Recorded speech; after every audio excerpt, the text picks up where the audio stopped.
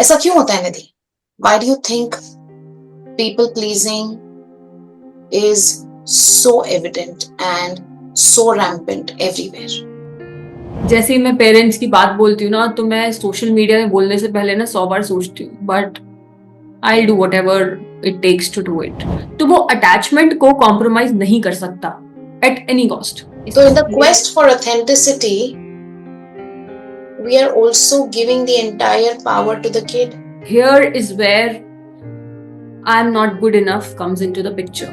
अब जब ऑथेंटिसिटी एकदम कॉम्प्रोमाइज हो चुकी है, वो अपने आप से भूल चुका है कौन है, और अब बड़ा होता है, टीनेज हैपेंस, करियर हैपेंस, और उसे समझ नहीं आता है what do I want in life. Why is it so that 80% of autoimmune diseases just happen to women? But I still want that answer. What is the solution? तो हम दूसरों से एक्सपेक्ट करते हैं, हमने आज तक खुद को एक्सेप्ट नहीं किया होता है, and we speak such big dialogues कि if you can't accept my self in my worst times, you don't deserve my best. आप सोच के देखो ये क्या बोल रहे हो आप। और जो वो पॉइजन है, वो आपकी बॉडी को भी पॉइजन कर रहा है और वर्ल्ड को भी पॉइजन कर रहा है आपके अराउंड। तो whenever there is a choice, choose guilt over resentment. Unhealed बच्चे की यहीं से शुरुआत होती है। हम बोल देते हैं, बट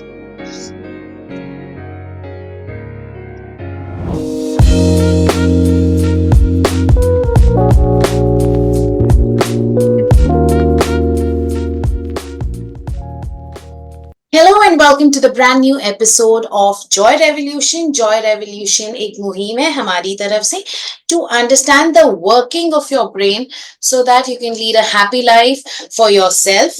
आज का हमारा टॉपिक है about people pleasing. थोड़ा बैकग्राउंड दे देती हूँ अपने बारे में भी। मैं उस जनरेशन से आती हूँ जहां पे बोला जाता था मिसकॉन्जिनियलिटी। मिसकॉन्जिनियलिटी मतलब हर किसी को खुश रखना है, हर किसी के बारे में सोचना है, अपने आप को थोड़ा नीचे रखना है। ऐसा एटलीस्ट मैं सोचती थी, अपने आप को थोड़ा नीचे रखना है और सामने वाले को ऊपर रखना है। ये मैंने अपने हर फ्रेंडशिप में किया है, हर रिलेशनशिप में किया है, not just love relationship but any kind of relationship, जहां पे मैंने हमेशा कोई भी रिश्ता बने किसी के साथ, तो मैं हमेशा पहले ये देखती थी कि वो बंदा मेरे बारे में सही सोचना चाहिए। कोई गलती हो, अगर मुझसे ना भी हुई हो वो गलती, तो I would go and apologise to that person. Why?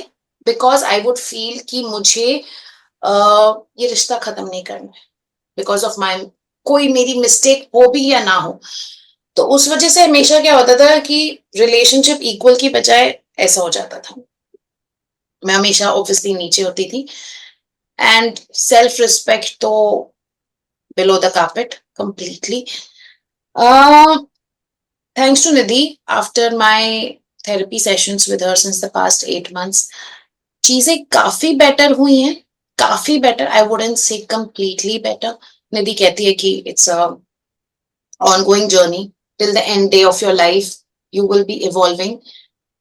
But आज भी अगर मैं कोई भी रिलेशनशिप या किसी भी ट्रांजैक्शनल रिलेशनशिप हो या ना हो, फिर भी मैं सबसे पहले हमेशा सामने वाले के बारे में सोचती हूँ, सामने वाले के लिए सोचती हूँ। मे बी सेल्फ वर्थ की कमी, या मे बी वो डर कि may be this might just not work, और सामने वाला will cut off the relationship and move on. ऐसा क्यों होता है निधि? Why do you think people pleasing is so evident and so rampant everywhere? Hello everyone, hi Madhu. आज की conversation थोड़ी सी कॉम्प्लेक्स हो सकती है। आई विल ट्राई कि मैं कितना इसको सिंप्लीफाइड वे में कम्युनिकेट करूं। You as Madhur have to make sure कि आप मुझे क्वेश्चन करते रहना, सो दैट ये कॉम्प्लेक्सिटी नीचे ही रहे, so that maximum people can I will understand. try my best, yes. Second thing is कि जब हमें कुछ नहीं पता होता है और जब अब्जॉर्ब्ड नहीं होता है into our system, to the person जो ये टीच कर रहा है, I am talking about me as a person, अभी तो इसके बीच में जो गैप होता है ना, ये जब बहुत लंबा हो जाता है तो आपको कई बार वो पुरानी वाली जो लेवल होता है अपना अंडरस्टैंडिंग का, वो भूल जाता है। आप उस पोजीशन में कई बार खुद को उतने अच्छे से नहीं रख पाते हो, no matter you think you are doing it. जैसे? तो क्या example, I make you understand with this, कि जैसे फॉर एग्जाम्पल इन 101 में क्या होता है कि जैसे मधुर को कोई चीज मुझे समझानी है, तो मैं सोचूंगी कि मैं बहुत अच्छे से समझा रही हूँ, एंड देन पैरेलली मैं इवेल्युएट कर रही होंगी मधुर का चेहरा, जिससे मुझे समझ में आएगा कि am I able to communicate what I want. And then फिर मैं उसको दूसरी तरीके से समझाऊंगी, फिर मैं तीसरी तरीके से समझाऊंगी, until I make sure I am done. Hmm. But I am in 101 I am talking to one person, तो it's very easy, there is no command over me कि मुझे 1 सेकंड में ही सब कुछ समझा देना है। It might take 4 sessions to communicate in different different opportunities को यूज करके। आपके साथ जैसे people pleasing was a back, not a forefront issue, तो इसको या। हमने पैरेलली यस। डील किया है। Yeah. Therefore I think now is the right time also in your journey as well to understand this in a much better way. And to address this issue in a. Yeah, because it was not never a forefront issue. ये जो आपने अभी बोल define किया एक situation को, बहुत common situation है, we all know it, you are not alone in it, and maximum women specially होती हैं। Okay, let me tell you initial में ही कि people pleasing is more rampant and more common found in women females than in mails.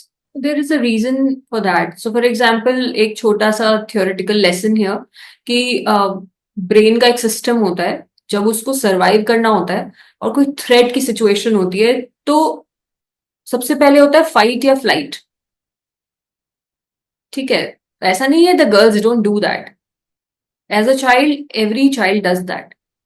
उसके बाद जब ये दोनों चीजें काम नहीं आती हैं, तब थर्ड स्टेज आता है फ्रीज का। When freeze happens you shut down, you shut down like आप अपने इमोशंस को सप्रेस कर देते हो। अब फोर्थ स्टेज जो होता है, ये बहुत दिखने में बहुत सबसे सिंप्लीफाइड और सबसे इजी लगता है, सबसे ज्यादा टॉर्चरस टू द बॉडी यही होता है, which is fawn stage. Which is what people stage? Pleasing, fawn, FAWN। ओके। Fawn stage is where people pleasing occurs. तो आप, आई एक्सप्लेन यू कि होता क्या है ये stage. It is equal to people pleasing. तो मेन और विमेन में फर्क यहाँ ये आता है कि मेन जनरली फोन तक पहुंचते नहीं है, वो फ्रीज तक ही रहते हैं, तो वो शट डाउन कर देते हैं, इसीलिए वो अपने इमोशनल पूरे फिनोमिना से, पूरे मेंटल फिनोमिना से डिस्टेंस हो जाते हैं। तो शट डाउन मतलब क्या कि दे डोंट, जैसे आप मुझे बताते हो कि you have to observe your body and understand the and feel the sensations. Do you mean that is shutdown, that men don't realize their sensations? Does that mean by shutdown? Physical level पे they don't realise the sense, क्योंकि sensations तक बात तब पहुंचेगी जब आप emotions कोई emerge हो रहा है और आपको अक्नॉलेजमेंट भी हुआ है। उनको वो इमोशंस ही अब्सॉर्ब इमर्ज नहीं होता है। True. सो शट डाउन का मतलब हो गया कि हमने अपने इमोशनल पूरे सिस्टम को, पूरे प्रोसीजर को इतना अंडर डेवलप्ड रहने दिया या इतना सप्रेस कर दिया कि वो फिर रिप्रेशन का फॉर्म ले लेता है, कि फिर वो बंद हो जाता है काम करना। आज मैं कॉन्वर्सेशन भी सुन रही थी जहां पे ना बोलते हैं कि सोसाइटल प्रेशर भी ये रहता, सोसाइटल नॉर्म्स भी ये रहते हैं कि men have to be very very macho and don't show their emotions. तो आई थिंक वो बचपन से ही उनके मन में ना वो यस, स्टॉप हो जाता है, तो they actually don't know what they need, they actually don't know. yes, they are very distant and disconnected from their psychological या। phenomenon. हम मेन के बारे में कोई इलेबोरेटिव कॉन्वर्जेशन करेंगे, बट इसको खत्म करने के लिए I just give in one point here which is very essential and close to my heart, which is yes, men को जो बोला जाता है men need to be men, या फिर men don't cry and all of that, उसका intent बहुत अलग होता था, उसका मतलब बहुत अलग होता था, but as everything else society में चाइनीज विस्पर की तरह मतलब अलग हो जाता है, को ट्रांसफर करते जाते हो just how it happens in religious phenomenon, कि रिलीजन में भी जो रिचुअल्स होते हैं उनका कोई मतलब होता था, या। मतलब क्योंकि बीच में छूट गया तो वो एक सुपरस्टिशियस का फॉर्म ले लेता है और फिर वो नेगेटिव इम्पैक्ट डालने लगता है, and it closes your door to evolve. True. Very मतलब true. religion was formed to evolve you. It rather closes the door and it now suppresses your evolution process. Same happens with men don't need to cry, yeah, men don't cry. It was because it was a message to men that as compared to women, you are emotionally less volatile.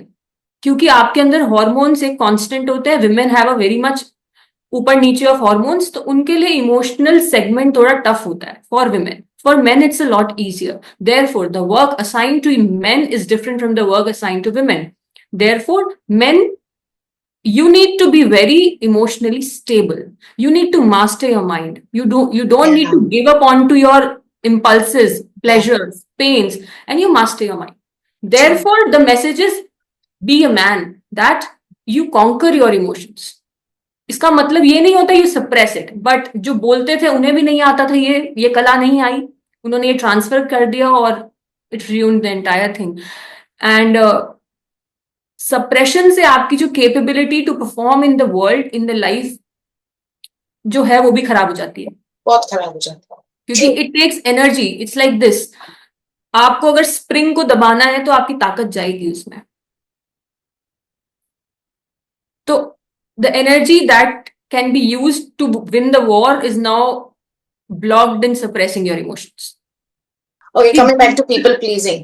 Yes. Yes. तो people pleasing ना, जैसे आपने अभी बताया कि the state that you mentioned, ये आपको, can you trace back कि कब से ऐसा हमने सोचना शुरू किया कि अगर मैं इस इंसान को खुश रखूंगा या रखूंगी तभी ये मेरे साथ रहेगा. ये हमने कब सीखा? कैसे? ये हमने कब सीखा? हमेशा से. हमेशा से. तो ये जो इक्वेशन है जिसमें आपने कहा, अगर मैं इसको एक इक्वेशन की तरह लेती हूँ कि अगर इस इंसान को मैं खुश रखूंगी तो ही ये मेरे पास रहेगा या ये रिलेशनशिप टिका रहेगा.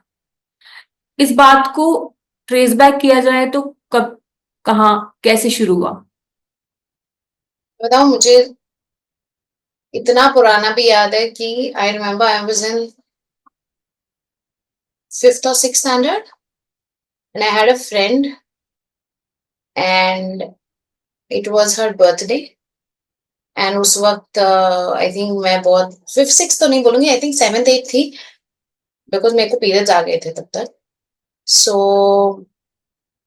पर वो रहता है ना कि बिकॉज यू आर मच्योरिंग तो थोड़ा ईगो भी रखना है. और उस दिन उसका बर्थडे नहीं, उस दिन मेरा बर्थडे था एंड सुबह के 8-9 बजे थे and even then she had not wished me birth happy birthday. I would call her my best friend and like a fool I called her on the pretext of something else, on the pretext of some other excuse, so that she wishes me happy birthday. You know? So, yeah, that has also happened. Yeah. So ultimately we cannot trace back कि ये शुरू कब होता है. Let's assume, क्योंकि the moment I say things in a very real manner, तो people start in the denial attitude कि नहीं ऐसा तो नहीं हो सकता. So if I say you कि ये ना, there it is as back as your childhood. Yeah, yeah. Yeah, yeah, it is. क्योंकि हमें याद ही नहीं है कब शुरू हुआ था ना. Another question to you. You have a daughter. I also have a daughter.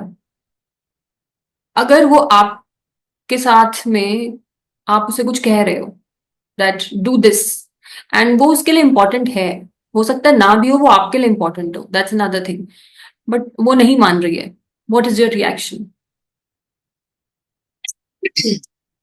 तो अगर वो नहीं मान रही है तो मैं उसको ट्राई करती हूँ गुस्सा करके, रीजन करके.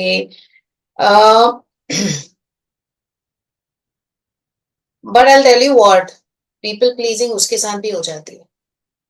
And I wanted to tell you this the next statement कि बहुत बार ऐसा होता है कि in order to please her and in order to make her feel that yes, the relationship is still very solid, I would give in to her demands.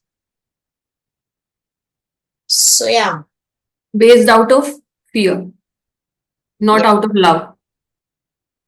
I think thanks to the sessions we have, I think a lot of times um, I try and reason, and अगर मुझे लगता है ये देना चाहिए तो मैं देती हूँ, नहीं लगता है तो नहीं देती हूँ. बट यस, इम्पल्स रिएक्शन भी बहुत बार ऐसा होता है where I give in to it also. So one thing to be made as a statement objectively कि प्लीजिंग एटीट्यूड जो होता है वो एक पैटर्न होता है, बचपन से चलता आ रहा है, ठीक है. तो हमारा इम्पल्स होता है और उसी पैटर्न पे क्योंकि चलता आ रहा है. Now Madhur has got this observation I to herself कि कब वो प्लीजिंग से निकल के आ रहा है और कब वो ऑथेंटिसिटी से निकल के आ रहा है. In general people don't have this observation skill towards themselves, awareness नहीं होती है. There marks a improvement. अब हमें अवेयरनेस है कि ये मेरा प्लीजिंग नेचर की वजह से आ रहा है, पैटर्न की वजह से आ रहा है, या फिर जेन्युइन रिएक्शन है, मेरा genuine response to a situation है. आई डोंट नो, मेरे को उतनी अवेयरनेस आई है कि नहीं कि वेदर वो मेरा प्लीजिंग पैटर्न की वजह से आ रहा है कि नहीं. वो तो अब आप मुझे बता रहे हो तो मुझे समझ में आ रहा है. बट मुझे ये समझ में आता है कि ये देना सही है या नहीं है, ये उसकी डिमांड फुलफिल करना सही है या नहीं है. उस वक्त में आपकी इम्पल्स होती है ना कि डिमांड फुलफिल कर देनी चाहिए. हाँ, दैट्स व्हाट इट इज कि Yeah. इम्पल्स का मतलब है कि वो पुरानी चीज फिर से दोहराने का मन कर रहा है. लेकिन Yeah. अवेयरनेस आ गई है कि अब मैं पॉज कर रही हूँ और अब मैं सोच रही हूँ रैशनली कि ये सही है कि नहीं है, Yeah. चाहे वो फियर मेरा साइड में रहे.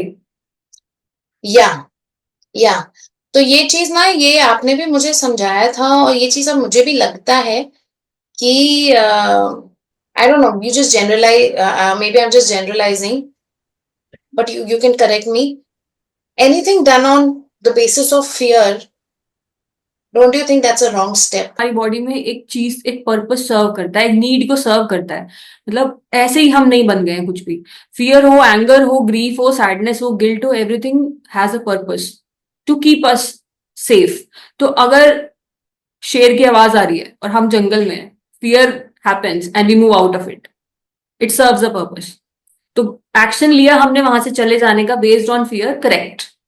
अब क्या होता है, हम साइकोलॉजिकल फिनोमिनन में जब फियर के बेसिस पे एक्ट करते हैं वहां प्रॉब्लम श्योर होती है.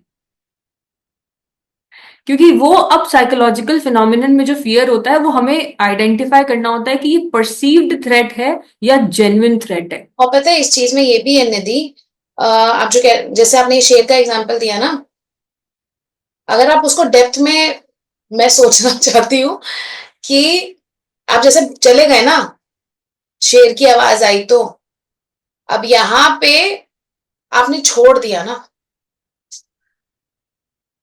वहां पे मतलब भी आप छोड़ दिए, आप वो हाँ. जंगल छोड़ दिए, हाँ, और यहाँ पे आपने अपने अपनी दोस्त अंदर की छोड़ दिए. बहुत सारी और आवाज को, बहुत शोर को छोड़ दिया. Yes, yes, right. तो exactly. At the end of the day वही हुआ, फियर मतलब एक गलत डिसीजन ही हो गया आपके लिए. हाँ, हमारा ना एक प्रिमिटिव ब्रेन है. जो हम जब जानवर थे फिर हम इवॉल्व हुए इंसान तक, तो जो पहले जो ब्रेन था वो था लिम्बिक ब्रेन. और वही ब्रेन सब जानवरों में भी होता है. To the times that we have evolve and खड़े हो गए हम सीधे और हमारी बैकबोन आ गई है, तब ये दूसरा ब्रेन यहाँ आया है. तो पहले पीछे का ब्रेन था, फिर आगे का ब्रेन आया है. तो ये जो हमारे इमोशन सेंटर है वो पीछे वाला ब्रेन है. जितना इमोशंस का रायता होता है वो सब पीछे वाले ब्रेन में होता है. तो जो बच्चा होता है उसके पास पुराना ही ब्रेन होता है. उसके पास यहाँ जगह होती है जो फिल होती है अंटिल 25 ईयर्स तक, धीरे धीरे धीरे धीरे. और 25 के बाद कोई स्कोप होता है कि नहीं होता है? बिल्कुल होता है. It's a always evolving process. मतलब अंटिल 25 का मतलब है कि 25 तक वो एक इस कंडीशन में हो जाता है that the person can now take accountability of things. Evolution process में जब अब हम साइकोलॉजिकली जब इंटरनली इवॉल्व हो रहे हैं तो ये इवॉल्व होता रहेगा, हमारी कॉन्शियसनेस इवॉल्व होगी, ये ब्रेन भी इवॉल्व होता रहेगा। तो बट मुझे बताओ, जब एक बच्चा छोटा होता है तो मैंने मेरे खुद के बेटे में देखा है, वो just 15 months old, there are certain things about him जो मुझे बहुत सरप्राइज करती है। तो is he operating out of limbic brain only, कि कॉर्टेक्स ब्रेन से भी थोड़ा बहुत ही is working? Good question. So पूरा इमोशनल सेंटर इज पीछे वाला ब्रेन, लिम्बिक ब्रेन। एक इंसान में जो डिवाइन इंटेलिजेंस होती है, जो कि जानवरों में भी होती है, जो कि पेड़ पौधों में भी होती है, हर चीज में होती है, जो कि क्रिएशन का एक पार्ट है, और वो बच्चे में भी होती है, वो सब में होती है। द प्रॉब्लम इज कि हमें उस इंटेलिजेंस की कोई वैल्यू नहीं है।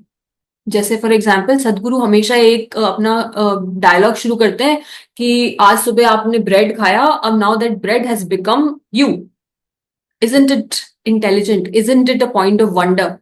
पर हमें उसका एहसास नहीं है, क्योंकि as humans we have laid so much importance on the intellect aspect. Intellect होता है माइंड का एक एस्पेक्ट होता है। तो जो इंटेलिजेंस पार्ट है ना, वो डिविनिटी वाला है।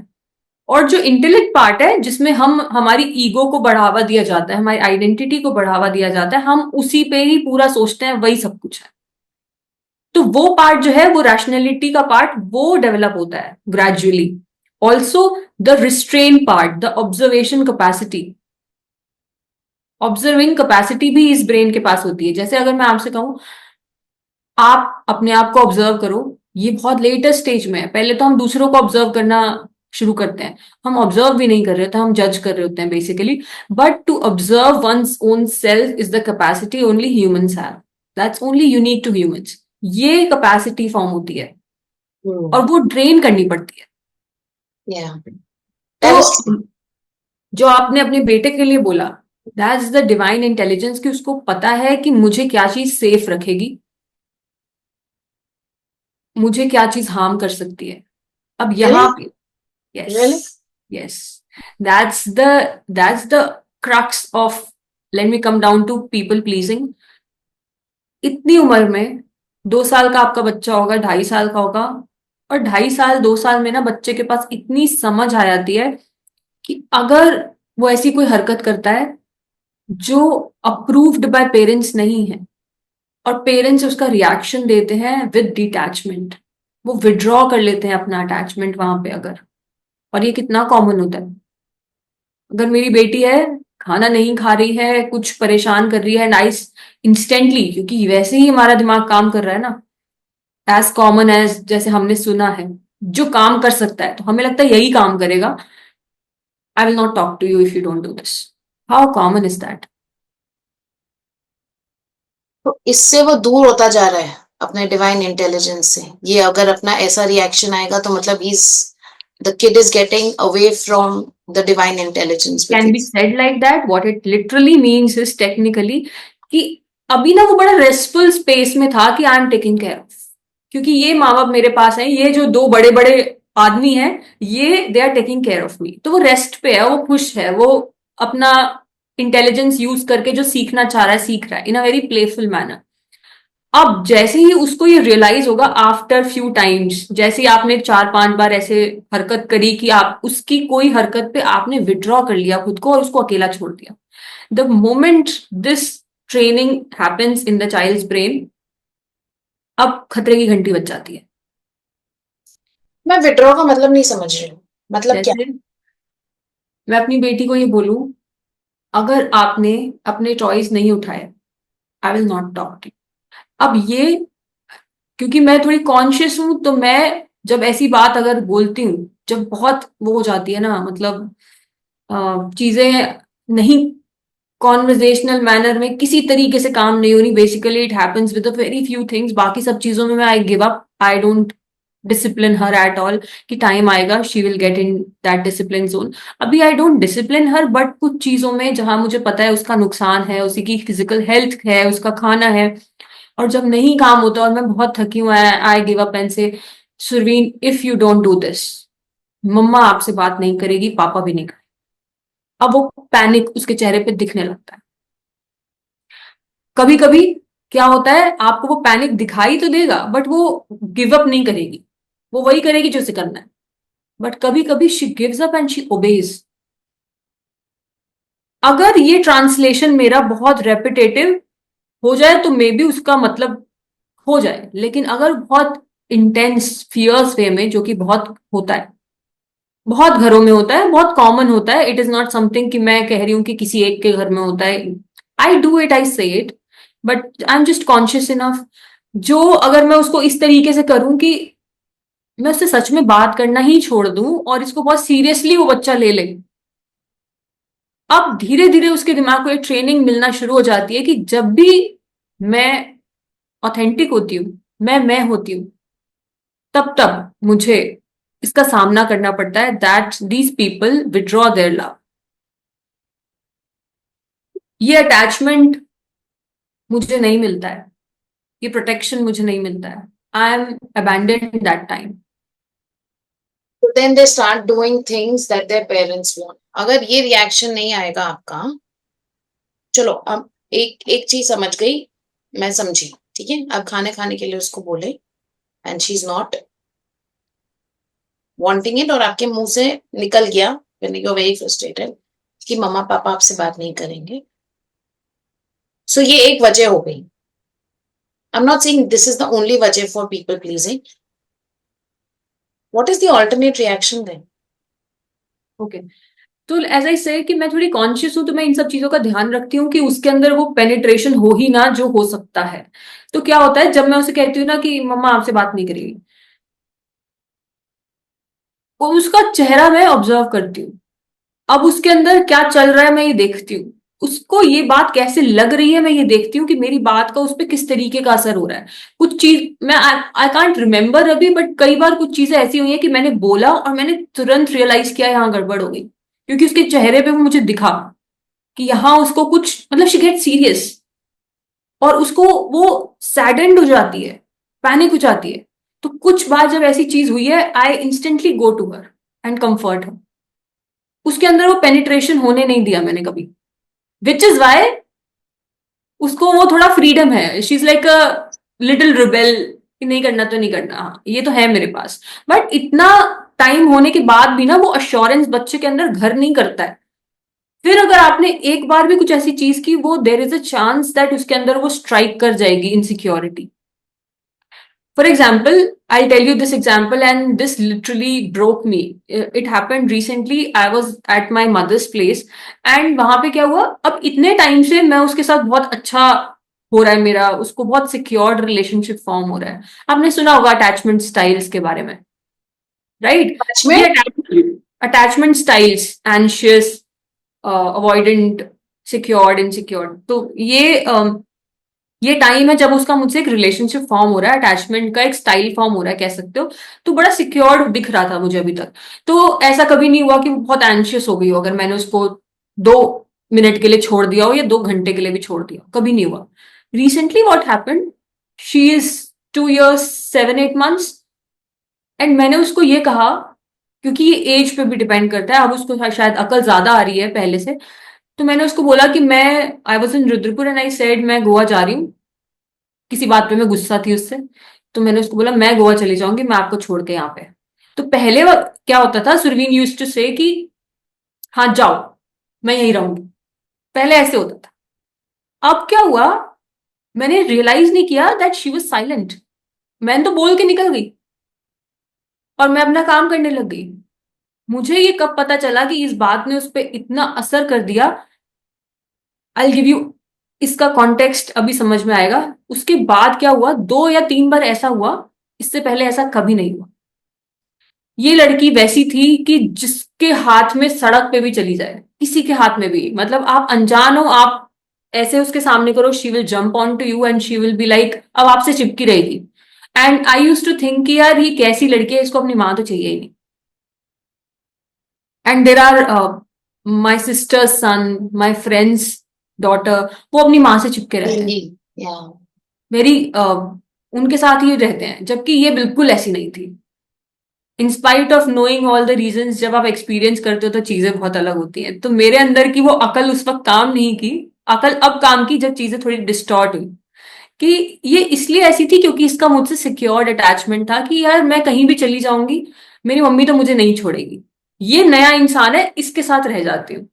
उसके दिमाग में ऐसा होता था। अब क्या हुआ, after that incident that I said to her, मैं गोवा चली जाऊंगी आपको छोड़ के, I don't know what went wrong there, I know what went wrong there.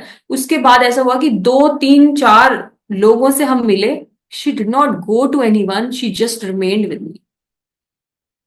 And मुझे अब ऑब्जर्व ये किया। चीज नहीं लगी। आई वाज लाइक ये क्या हुआ सुरवीन को, and I shared this with my husband. 2 days later एक इंसिडेंट हुआ जहां मेरी मम्मा ने आके मुझे बोला कि क्या हुआ है इसको। क्या हुआ कि शी वेंट अपस्टेयर्स, छत पे खेल रही थी, my sister son was also there, ये लोग खेल रहे थे, दे वर रनिंग, एंड मेरी मम्मी उनके पीछे पीछे दौड़ दौड़ के उनको पकड़ रही थी क्योंकि गिर ना जाए। एंड शी जस्ट सेड कि मम्मा कहीं जा रही है। ऐसे में सुरवीन कभी सुनने वालों में से नहीं थी। मेरी बहन का बेटा तो बहुत ओबीडियंट है, मान जाता है बात, ये तो बिल्कुल सुनने वालों में से नहीं है। She immediately stopped and sat on stairs, came down and sat on stairs very saddened way में। My mother came and asked her क्या हुआ सुरवीन, मम्मा मुझे छोड़ के चली जाएगी Goa. And my mother was shook, क्योंकि वो इसे जानती है वो कैसी है। And my mother could not bear that, she came down and she said तूने इसे 2 दिन पहले कहा था ना, इसके दिमाग में घर कर गई है वो बात। And my mother was so saddened to tell me that, and इसको बोलते हुए मुझे रोना आ रहा है कि इस बच्ची में वो चीज इतना घर कर गई कि शी, उसके बाद से लेकर मैं इसके पास गई, I hugged her and I said mamma आपको कभी नहीं छोड़ के जाएगी। And Madhu you won't believe, उस दिन के बाद से शी गॉट अश्योरेंस कि नहीं जाएगी मम्मा। सॉरी बोला मैंने उसको, but she repeatedly ask me in instances, जब कहीं जाना होता है ना, मार्केट भी जाना होता है, मम्मा आप मुझे छोड़ के तो नहीं जाओगे। Imagine that one incident and उसका इम्पैक्ट। वो सिक्योर अटैचमेंट कब इनसिक्योर में बदल गया पता भी नहीं चला। जस्ट दैट पूरी कॉन्शियस अवेयरनेस के साथ I can repair that thing अभी, ताकि ये लंबा ना जाए। But how long it does, अब इसके बाद जो अनकॉन्शियस अनअवेयर पेरेंट्स होते हैं, जो कि हमारे भी थे, जो कि मैं भी थी। तो जो कॉमनली पता नहीं ये आपने रियलाइज किया, मैं मैं ऐसी कितनी बातें बोली होंगी मेरी बेटी को।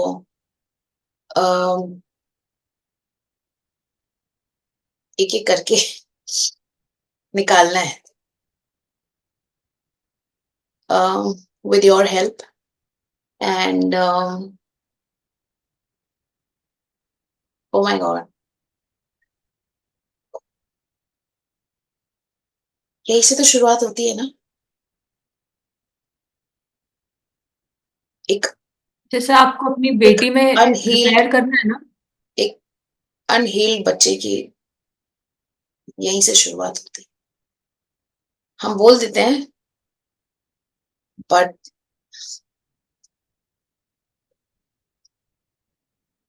The child does not know your intent and what is inside you. आपका इंटेंशन क्या है उसे नहीं पता है।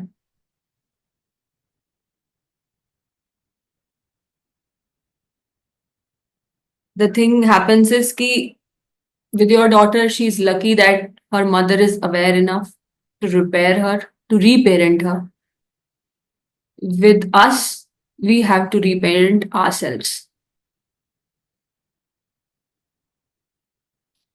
not by mistake of our parents, but the unawareness.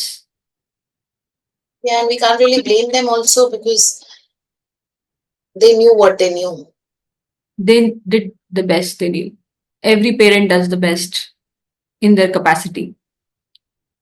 जैसे ही मैं पेरेंट्स की बात बोलती हूँ ना, तो मैं सोशल मीडिया में बोलने से पहले ना 100 बार सोचती हूँ, but I do whatever it takes to do it anyways. कि पेरेंट्स की बात बोलो ना, लोग अपने बॉक्सिंग ग्लव्स लेके आ जाते हैं मारने। कैसे बोल दिया? यार हम भी तो किसी के यहीं से बच्चे हैं। मतलब फिर निधि अगर ये चीज आपने नहीं रियलाइज की होती तो मुझे बताओ, I don't want to take Surveen as a reference, but कोई भी और बच्चा ऐसे टाइम पे वो पीपल प्लीजिंग कैसे बिल्ड होता है फिर यहाँ से?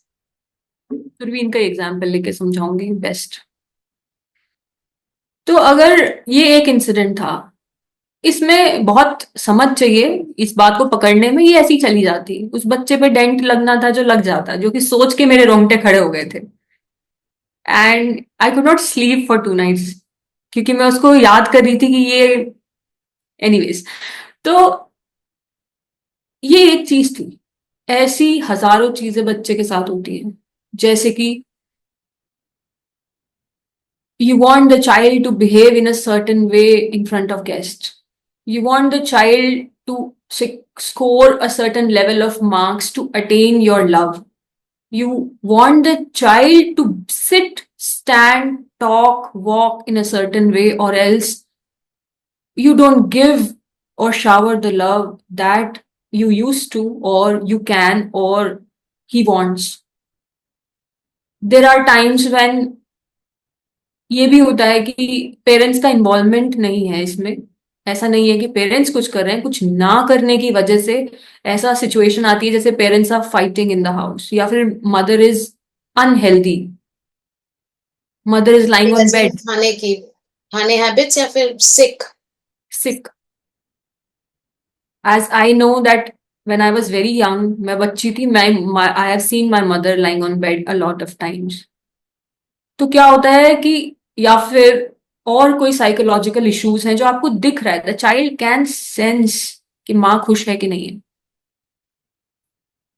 Every child can sense that. तो let's say if I give my example, I have seen my mother lying on bed saddened, not just sick physically but mentally as well, कि she is sad, she is not happy. ऐसे में बच्चा ये सोचता है कि that कुछ ऐसा कर दूं। my emotions will not be heard, या or it might burden my parents। और जैसे पहले वाले केसेस में, जैसे सुरवीन के साथ अभी हुआ, जहां पे the parents want the child to be a certain way in exchange of their love, तो बच्चे के दिमाग में मैसेज आता है, क्योंकि अब वो सर्वाइवल की बात है। बच्चे को एक नीड होती है। There are 2 needs basically major, मैंने आपसे शेयर की हुई है 12 नीड्स। मेजर जो 2 नीड होती हैं वो होती हैं अटैचमेंट और ऑथेंटिसिटी। ऑथेंटिसिटी पे मैं आऊंगी। पहली होती है अटैचमेंट, वो नेगोशिएट नहीं हो सकती, क्योंकि उससे उसका जीना जुड़ा हुआ है, सर्वाइवल जुड़ा हुआ है। क्योंकि खाना कौन दे रहा है? माँ बाप। सुला कौन रहा है? माँ बाप। चुप कौन करा रहा है? माँ बाप। The child knows nothing. उसको बेड से गिरना भी आता है, उसे बचाना भी नहीं आता है खुद को। The child is at mercy of the care givers. तो वो अटैचमेंट को कॉम्प्रोमाइज नहीं कर सकता at any cost. If given a chance, the child will always choose attachment over authenticity. Coming to over authenticity का मतलब,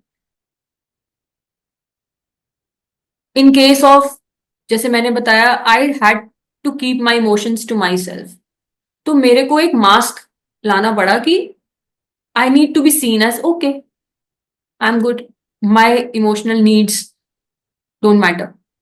तो जैसे ये सुरवीन के साथ इंसिडेंट हुआ, अगर मैंने इसको रिपेयर नहीं किया होता तो क्या होता, उसके दिमाग में मैसेज आता है, if Surveen is her self, वो ये सोचती कि अगर मैं जैसी हूं वैसी ही रहूंगी तो वो भी मेरी ये लोग मम्मी मुझे मुझे। पसंद नहीं करेंगे। हाँ, ये मम्मा मुझे पसंद नहीं करती। अब आप बताओ, एक बच्चा है, वो इस सिचुएशन में दो ही चीजें सोच सकता है ना, कि या तो ये सोच सकता है कि ये माँ बाप पागल है, कि इनको समझ नहीं है, कि ऐसे थोड़ी बोला जाता है बच्चे को, कि I am being myself, I am doing what I want, why are they saying this to me. या फिर ये सोचेगा कि मुझ में ही कोई प्रॉब्लम है तभी ये ऐसा बिहेव कर रहे हैं। यू टेल मी, ये दोनों में से बच्चा क्या सोच सकता है? मुझ में ही प्रॉब्लम है।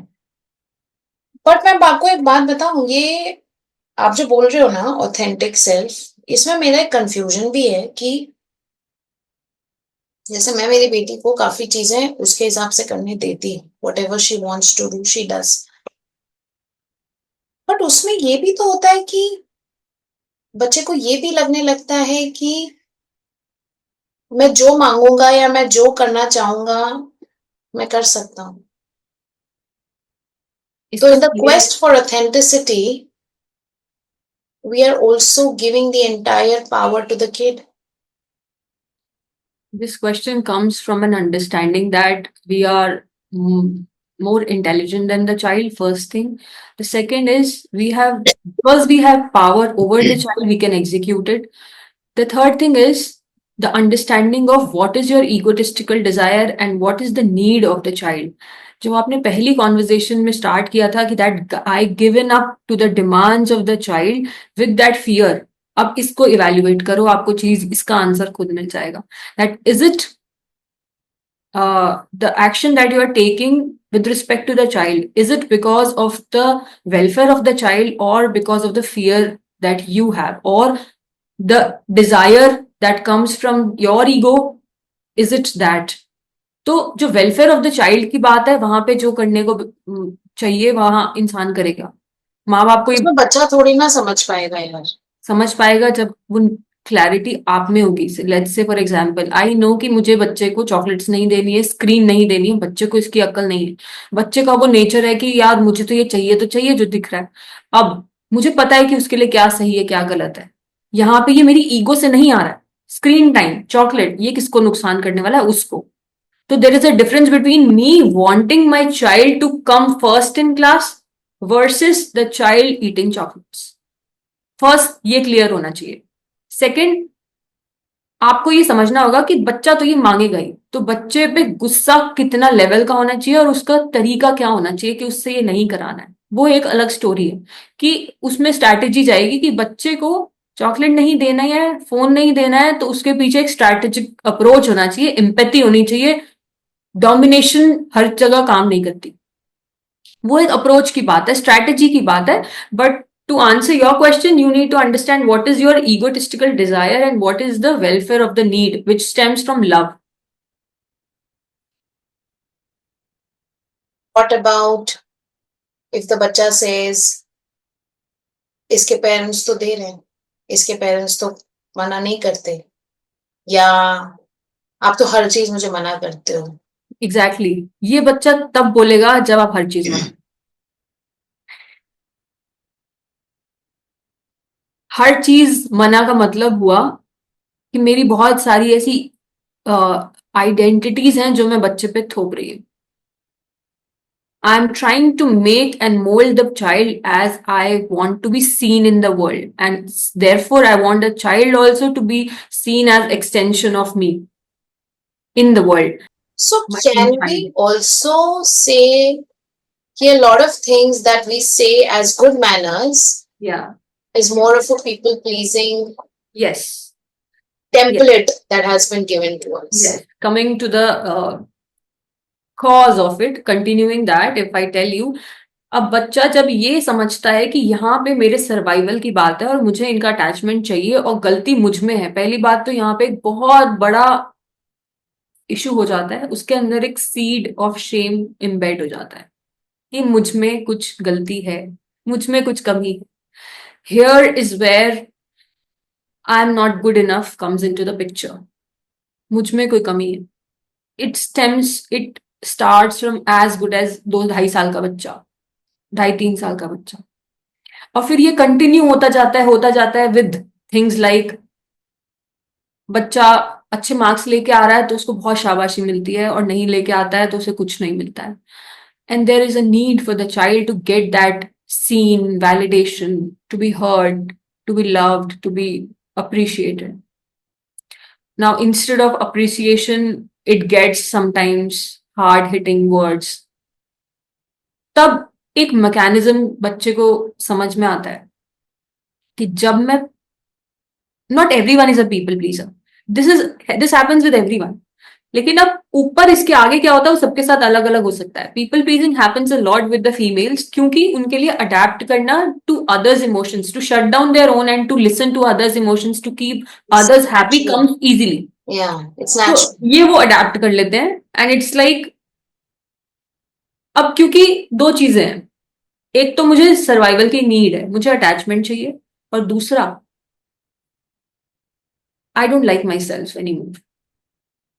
अब ये दो चीजें खड़ी हो चुकी हैं, दो चीजें खड़ी हो चुकी, ये दो चीजों को सॉल्व क्या करेगा? If I please you, if I take care of your emotions, if I make you happy, you will like me. If you like me, I'll be able to like myself. Basically हमने अपने happiness का source किसी और को बना दिया। I will use you to be able to survive, to be able to like myself and be okay in my own skin. क्योंकि ना ब्रेन के लिए ये इमोशन बहुत नेगेटिव फीलिंग होती है कि आई एम नॉट गुड, उसके लिए ये सरवाइव करना इसमें और मुश्किल हो जाता है, क्योंकि नेगेटिव फीलिंग से ब्रेन भागता है। तो तब as young as that time आपके लिए ये जैकपॉट की तरह होता है कि I made the other person happy, the other person liked me, now I like myself. It is a coping mechanism to survive. So what begins in the childhood as a coping mechanism runs through the adult life as a characteristic. It becomes your second nature also a lot of times. It becomes a second nature, क्योंकि आपके अंदर इतना अंदर inherently embed हो जाता है कि आपको पता ही नहीं होता है कि is this you or a mask, a surviving coping mechanism. अब इसमें there is second need of the child which gets completely compromised, which is authenticity. अब जब authenticity एकदम compromise हो चुकी है, वो अपने आप से भूल चुका है कौन है, और अब बड़ा होता है, टीनेज हैपेंस, करियर हैपेंस, और उसे समझ नहीं आता है what do I want in life, what is my passion, what am I good at, क्योंकि वो अपने अंदर से इतना दूर हो चुका है। तो कैसे पता चलेगा? आप बताओ, हम गुस्सा होते हैं बचपन में, या फिर आपकी डॉटर या कोई किसी का बच्चा जब गुस्सा होता है, तब वो उसे बोला जाता है कि जब तक गुस्सा हो साइड में बैठ जाओ, गुस्सा खत्म हो जाए आ जाना। या फिर गुस्सा होता है तो उसे और डांटा जाता है कि गुस्सा हो क्यों रहा है, क्यों चिल्ला रहा है। For authenticity a child has to feel all emotions, to go through all emotions. एक चूज नहीं कर सकते आप कि जब बच्चा खुश है तभी the child is eligible for my love. When the child is cranky, frustrated, angry, crying, I will not offer love. I will not offer support. I will even do it worsen the situation. कितना common है ये? जैसे आप बोल रहे हो ना कि अगर जैसे बच्चा गुस्सा हो रहा है तो इफ वी से time out, go and sit there. When you calm down, then you come and talk to me. Yes, it is doing the same thing कि बच्चे You're को not acknowledging.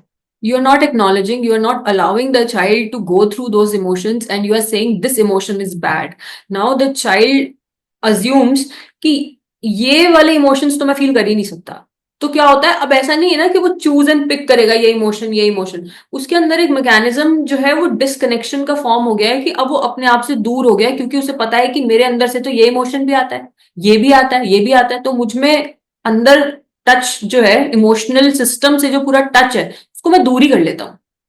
डिसकनेक्शन हो गया यहाँ पे, dissociation sort of in technical terms. What is a good solution to that? आपको पता है, ये जो इमोशनल सिस्टम होता है हमारे अंदर, एज आई सेड, ये एक पर्पस सॉल्व कर रहा होता है। एंगर, एंगर बुरी चीज नहीं होती है। Anger helps you draw boundaries, anger helps you से नो। सेइंग नो इतना बड़ा इशू क्यों है? सोशल मीडिया पे 100 जने मुझसे पूछते हैं, और लोग एक दूसरे से पूछते हैं कि हमसे ना नहीं कहा जाता, हाउ टू से नो। क्योंकि एज सिंपल एज आप अपने अंदर एक कोपिंग मैकेनिज्म है आपका जो प्लीज करना है दूसरे को। अगर आपने नो कहा तो वहां पे प्रॉब्लम आएगी ना कि ये इंसान अब मुझे कैसे देखेगा, आई will not be likeable. So your likability is more superior and more important to you than being authentic and value yourself. You have to come to terms one day, जो कि बड़े होके एक इंसान आता है जब वो एकदम भंवर में होता है और इधर उधर हाथ पैर मारने की वजह से समझ में आता है मुझसे कुछ नहीं हो रहा है, ना मैं खुश हूं, करियर में कुछ कर भी लिया तो तब भी खुश नहीं हूं, रिलेशनशिप अच्छे चल नहीं रहे हैं, या फिर सब कुछ करने के बाद भी। Especially this happens when marriage happens या child happens. जब काम बहुत ज्यादा हो जाता है सर पे and there are a lot of things going on in life and you are not left with a lot of energy to suppress yourself. अब फटता है बंदा वॉल्केनो की तरह, क्योंकि there is a cost to suppress yourself. वो cost आपकी body झेल रही है इतने साल से. As doctor Gabor Mate very famously says, before you say no, so if you don't say no, your body says no. Therefore in 30s, in 40s, is a there is this data जहां पे women go through maximum illnesses, body illnesses, autoimmune diseases. Why is it so that 80% of autoimmune diseases just happen to women? And ये suppression, it has a cost. इसीलिए authenticity is the need of human being, it is not a choice. बचपन में choice थी इसीलिए attachment को choose कर लिया. बड़े होके चॉइस बचेगी नहीं, क्योंकि तब आपकी बॉडी जवाब देने लगेगी. आप टॉलरेट नहीं कर पाओगे अपने इमोशंस जो सप्रेस कर रखे हैं, फिर वो कहीं ना कहीं तो फटेंगे. आपको भी पता है कि वर्ल्ड में जहां पे आपको चाहिए कि ये मुझे अटैचमेंट है, ये आई नीड दिस, और वहां पे आपको पता है ये इंसान जा सकता है, वहीं पे आप प्लीजिंग करते हो. आप घर में नहीं करते हो. You don't do it with kids, husband, या फिर many a times in later stages with many other relationship. You then think you take it for granted, क्योंकि ये अब नहीं जाएगा. But I still want that answer. What is the solution? अगर आप बच्चा गुस्सा हो रहा है तो आप सोल्यूशन क्या दोगे? That the child has no idea how to sleep, how to feed himself, how to walk, how to talk, how to eat. सब फिजिकल एस्पेक्ट्स आपको समझ में आते हैं ना, कि बच्चे को ये सब नहीं आता है, सोना भी नहीं आता है. We have to make them learn to sleep. How do you expect the child to emotionally regulate? उसको साइकोलॉजिकली रेगुलेशन नहीं आता है. तो when the child is experiencing a happy emotion, you are with him. You are, when the child is experiencing a negative emotion, you have to be with that child and उसको console करो, उसको चुप करवाओ. The child is angry, बहुत anger में है, बहुत frustrated. I have seen my child at times, जो उसका गुस्सा बहुत होता है, बहुत रोती है. आई कंसोल, नो मैटर कि उस वक्त मुझे भी अगर गुस्सा आने लगा है तो I have to regulate my emotions. What happens is parents don't know how to regulate their emotions, therefore the child never learns to regulate their emotions, and then they become parents and this cycle continues. वैसा भी होता है कि you cannot able to control yourself और बोलते जा रहे हैं, मतलब aggravating the situation further rather than addressing it and solving it.